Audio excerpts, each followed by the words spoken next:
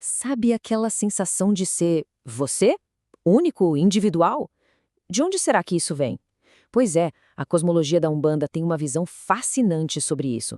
É como um mapa que mostra a jornada da consciência, desde uma faísca coletiva até a alma individual que a gente é hoje. Bora mergulhar nessa evolução incrível.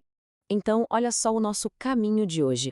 A gente vai começar entendendo o que são as divindades, depois vamos passar por 3 estágios: o elemental, o encantado e o natural.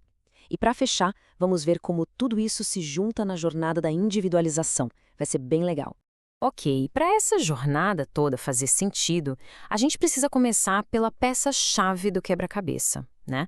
Afinal, o que é exatamente uma divindade dentro desse contexto todo? Olha, esquece aquela ideia de uma figura distante, lá no alto, inalcançável. Nessa visão, uma divindade é algo bem diferente.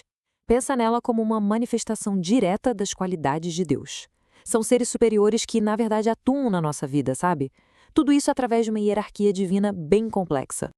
Então, essa evolução da consciência não acontece do nada. Ela passa por 3 estágios bem distintos e a gente vai explorar cada um deles. Primeiro o elemental, depois o encantado e, por fim, o natural. Vamos nessa? E a nossa primeira parada é lá atrás, no estágio elemental. Pensa num passado bem primordial mesmo. Uma fase que, segundo essa cosmologia, ainda está lá, guardadinha no nosso subconsciente. A ideia aqui é bem profunda. Todos nós, de alguma forma, já passamos por essa fase. É um estágio que era governado pelos orixás, aquelas divindades que são a própria força da natureza, sabe? Mas em suas formas mais puras: fogo, água, ar. Foi bem ali que a jornada de tudo começou, mesmo que hoje a gente só sinta uns ecos bem distantes disso. Esses orixás, os elementais, eles governam domínios bem específicos, bem isolados, manifestando a energia bruta da criação. Mas aqui tem um ponto super importante.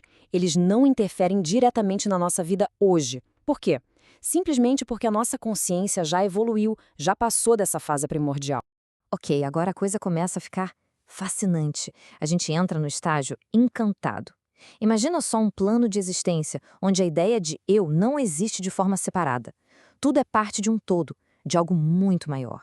É aqui que os orixás encantados criam um campo magnético, poderosíssimo, que sustenta o que a gente chama de consciência coletiva. Tenta imaginar isso. Os seres não têm uma identidade própria. Eles existem dentro de uma mente, de uma identidade que é compartilhada por todos.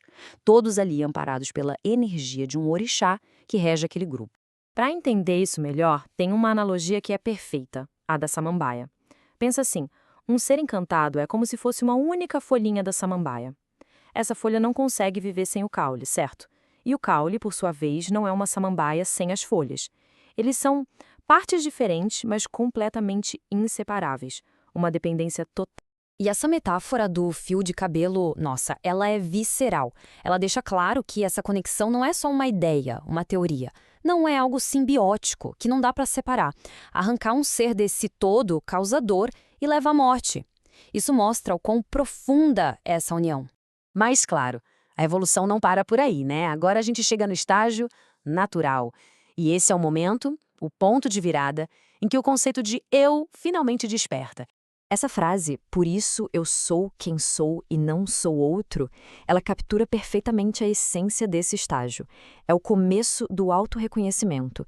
É aquele momento em que um ser, pela primeira vez, se olha e se percebe como único, diferente de todos os outros. E é aqui que a gente vê a grande virada de chave.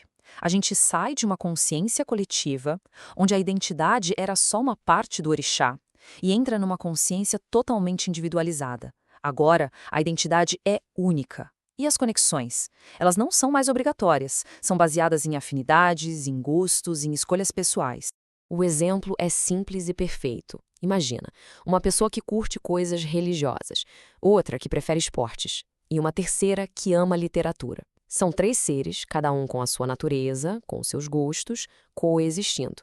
É exatamente aí, nessas diferenças, que a individualidade começa a florescer de verdade.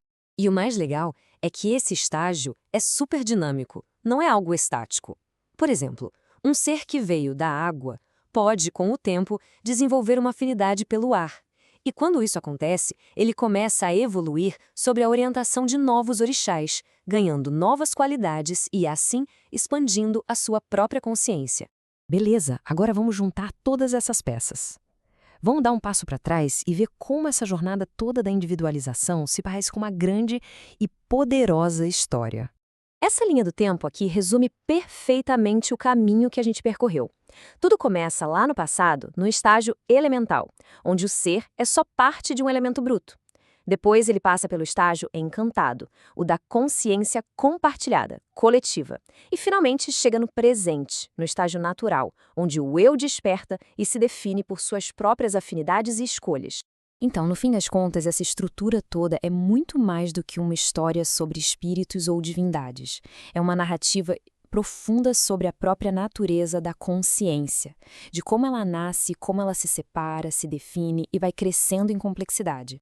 E tudo isso nos deixa com uma reflexão, né? De que forma essa jornada espiritual, essa saída de um todo coletivo para se tornar um eu único, de que forma isso não é um espelho do nosso próprio caminho de crescimento e de autodescoberta na vida?